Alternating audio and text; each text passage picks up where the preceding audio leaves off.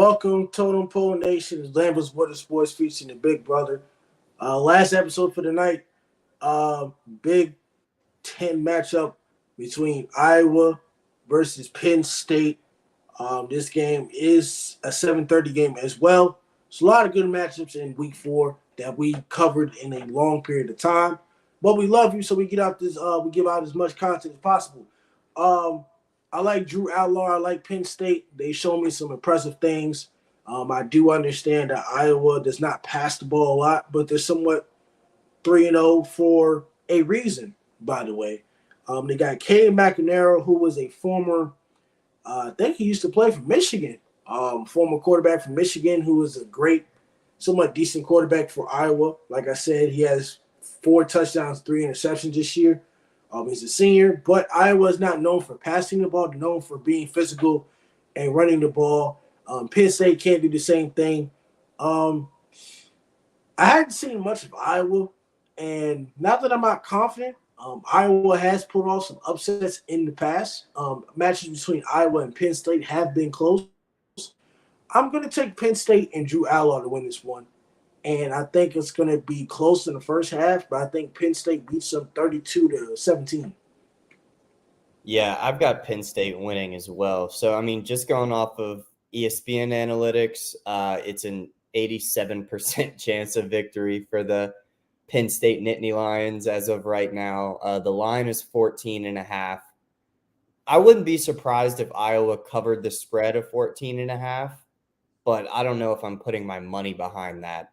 You know, Iowa's offense has definitely looked improved from what we've seen in years past, but that's not too much of a surprise considering, you know, in the restructuring of their offensive coordinator's contract, they put a clause in there that's like you only get this allotted amount of money unless your offense can get over 25 points a game, which it hasn't since he's been there. Like we talked about a couple weeks ago talking about Iowa, they had like the 131st ranked offense or something in the country.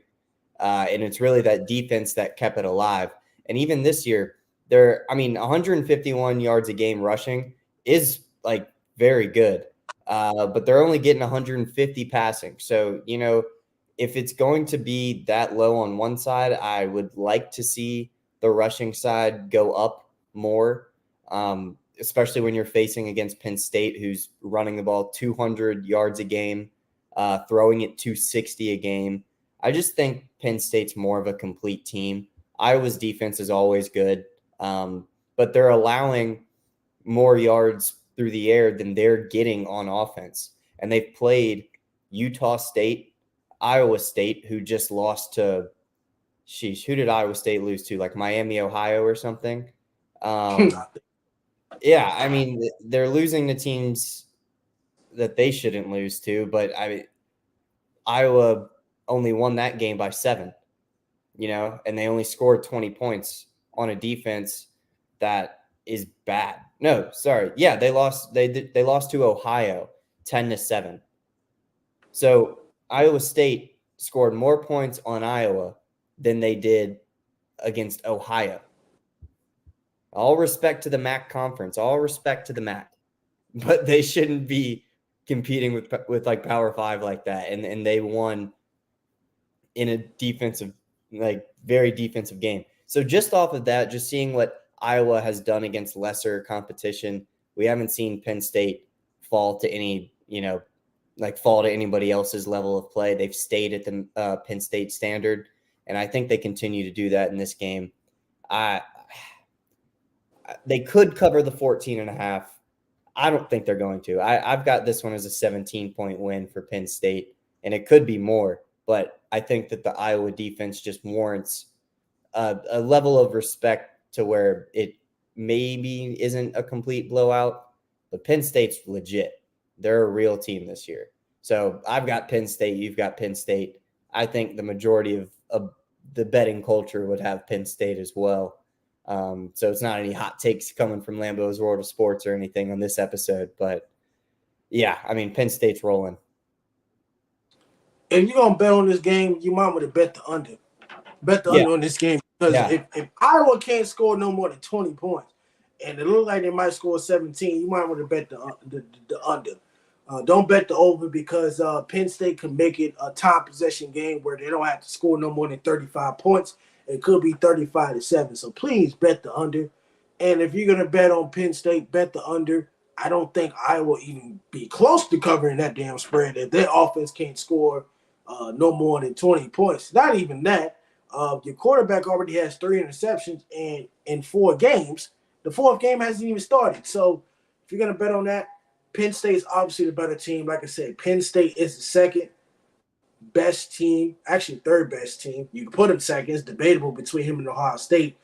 But Penn State is up there with Michigan. Penn State, like I said, is a super team. Last year, Penn State was 11-2 and made the Rose Bowl. But nobody talked about them. But in Total Pole Nation, Lamb's World of Sports, we're going to put respect on some Penn State. We're going to put respect on it. And Penn State needs to be talked about. So Penn State will do some things. But by the way, this is a game Penn State must win. Do not underestimate your opponent once you play Michigan and Ohio State. These are the games that Penn State has to win. Do not be surprised if this is an upset alert at some point in time. So, Drew Allar is a new guy, new freshman. He has to step up. Iowa has a great defense, but don't be surprised if this gets close to upset alert by the 4th quarter. So, it's LAMBO'S Sports featuring the Big Brother. This is it on a Tuesday night. We are officially done recapping all college games. Tomorrow, we will get into the recruiting stuff. We will surprise you on what teams we are going to look at as far as recruiting. We will surprise you tomorrow. We're not going to tell you who. But it's LAMBO'S Sports featuring the Big Brother. Thank you, Totem Pole Nation. Thank you, Sideline Sports Network. We'll be catching you later. We'll catch you tomorrow for the recruiting episodes. And then on Thursday, we'll recap NFL and more things to come. So we catch you later on. Totem Pole Nation.